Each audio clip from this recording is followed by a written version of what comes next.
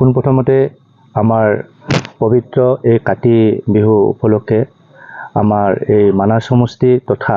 গোটেই অসমবাসীক মই আন্তৰিক শুভেচ্ছা জ্ঞাপন কৰিছোঁ। লগতে শাৰদীয় দুৰ্গা পূজাৰ আন্তৰিক শুভেচ্ছা জ্ঞাপন কৰিছোঁ। আমাৰ পৰম্পৰাগতভাৱে যি আমাৰ এই কাতি বিহুৰ দিনা আমাৰ যি একচি বন্তি চাকি জ্বলাব লাগে, আজি আমাৰ এই পৰম্পৰাক আমি অনুসৰণ কৰি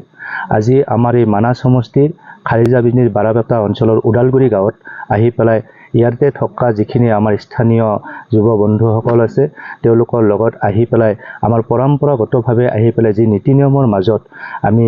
আমাৰ যি একচি বন্তি যাতে আমাৰ যি এই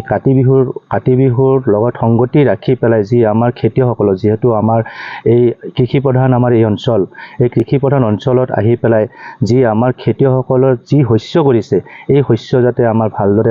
ভালদৰে হয় তাৰ বাবে মই ভগৱানক মই প্ৰাৰ্থনা জনাইছোঁ আৰু এই অঞ্চলৰ সুখ শান্তি সমৃদ্ধিৰ কাৰণে মই ভগৱানক প্ৰাৰ্থনা জনাইছোঁ।